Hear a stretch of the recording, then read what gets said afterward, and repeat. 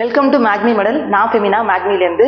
நாம இன்னைக்கு group 2 previous year கொஸ்டின்லேருந்து ஒரு கொஸ்டின் பார்க்க போகிறோம்.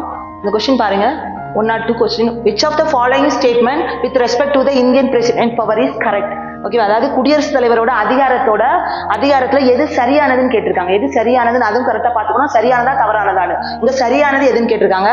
ஃபர்ஸ்ட் பாயிண்ட், குடியரசுத் தலைவரின் முன் பரிந்துரையுடன் மட்டுமே பண மசோதாக்களை நாடாளுமன்றத்தில் அறிமுகப்படுத்த முடியும். ஆக்சுவலி கரெக்ட் தான். சாதாரண மசோதாக்களுக்கு நம்ம யார்கிட்ட வாங்கட்டா, ப்ரியர் சைன் யார்கிட்ட வாங்கினா குடியரசுத் தலைவர்கிட்ட வாங்க வேணாம். பட் பண மசோதா வந்துச்சுன்னா கண்டிப்பா பார்லிமெண்ட்ல சப்மிட் பண்ற முன்னாடியே யார்கிட்ட வாங்கணும்னா குடியரசுத் தலைவர்கிட்ட பெர்மிஷன் வாங்கிட்டு தான் நீங்க என்ன பண்ண முடியும், பார்லிமெண்ட்ல சப்மிட்டே பண்ண முடியும். ஸோ ஃபர்ஸ்ட் ஸ்டேட்மெண்ட் வந்து கரெக்ட். செகண்ட் ஸ்டேட்மெண்ட், நாட்டின் நிதிநிலை தன்மை அல்லது கடன் அச்சுறுத்தலுக்கு உள்ளாகும் போது குடியரசுத் தலைவர் நிதி அவசர நிலையை அறிவிக்க முடியும். கண்டிப்பா இது பண்ண முடியும் அவரால். அதாவது நாட்டுல கடன் ரொம்ப ஜாஸ்தி ஆயிடுச்சு, அதாவது பினான்ஸ் வந்து ரொம்ப ப்ராப்ளமா இருக்கு அப்படின்னா அவர் ஒரு சட்டை ஏற்றினால என்ன பண்ண முடியும்னா எல்லாரோட, அதாவது எல்லா கவர்மெண்ட் ஸ்டாஃப்ஸோட சம்பளமும் குறைஞ்சிடும். ஓகேவா, ஸோ அந்த மாதிரி அவர் பண்ண முடியும். அவருக்கு அந்த பவர் இருக்கு.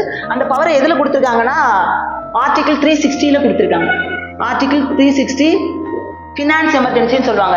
ஓகேவா, ஸோ நிதி அவசர நிலைன்னு தமிழ்ல சொல்லுவோம். ஸோ இந்த நிதி அவசர நிலையை யூஸ் பண்ணி அவர் இந்த பவரை யூஸ் பண்ணலாம். ஓகேவா, ஆனா இது வரைக்கும் இந்தியாவில் இன்னும் இம்ப்ளிமெண்ட் ஆனது கிடையாது. இது வரைக்கும் இது மாதிரி இந்தியாவில் நடந்தது கிடையாது. ஓகேவா, ஸோ அப்போ செகண்ட் ஸ்டேட்மெண்ட் உங்களுக்கு கரெக்ட் தான். ஸோ மூணாவது ஸ்டேட்மெண்ட்,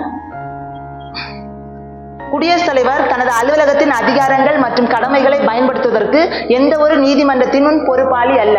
இது உங்களுக்கு புக்லேயே கொடுத்திருப்பாங்க. அதாவது இவரோட ஸ்பெஷல் பவர் இது. அதாவது அவரோட கடமையோ அல்லது ஏதாவது ஒரு அவரோட இது பவரையோ அவர் எங்க நீதிமன்றத்துக்கு முன்னாடி சொல்லணும்னு அவசியமே கிடையாது. சரியா, அவரோட கடமையை செய்யணும் என்றதுல அவர் வந்து நீதிமன்றத்துக்கு முன்னாடி போய் ஆன்சர் பண்ணணும்னு எந்த அவசியம் கிடையாதுன்னு உங்களுக்கு புக்லேயே கொடுத்திருப்பாங்க.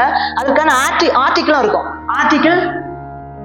இதுக்கான ஆர்டிகிள் என்னன்னா ஆர்டிகிள் 361 ஒன்னுல இதை பத்தி பேசியிருப்பாங்க. ஓகேவா, சோ இதுவுமே அவரோட பவர் தான். சோ மூணாவது பாயிண்ட்டுமே உங்களுக்கு கரெக்ட் தான். நெக்ஸ்ட் என்னன்னா நாலாவது பாயிண்ட், யூனியன் பிரதேசங்களின் நிர்வாகத்திற்கு குடியரசுத் தலைவர் பொறுப்பானவர். ஆமா, யூனியன் பிரதேசமே யாரோட கண்ட்ரோல்ல தான் இருக்கு, குடியரசுத் தலைவரோட நேரடி கண்ட்ரோல்ல தான் வச்சிருக்கோம். அப்போ இவரும் என்ன நிர்வாகத்துக்கு, அதாவது யூனியன் பிரதேசத்தோட நிர்வாகத்துக்கு யாரு, குடியரசுத் தலைவர் பொறுப்பானவர் தான். அப்போ அதுவும் கரெக்டான பாயிண்ட். அப்போ ஆப்ஷன்ஸுக்கு என்ன இருக்கு, 1, 2, 3 மற்றும் 4 நாலுமே சரின்றதுதான் கரெக்டான ஆப்ஷன். அப்போ ஆப்ஷன் வந்து உங்களுக்கு என்னன்னா டி தான் கரெக்டான ஆப்ஷன்.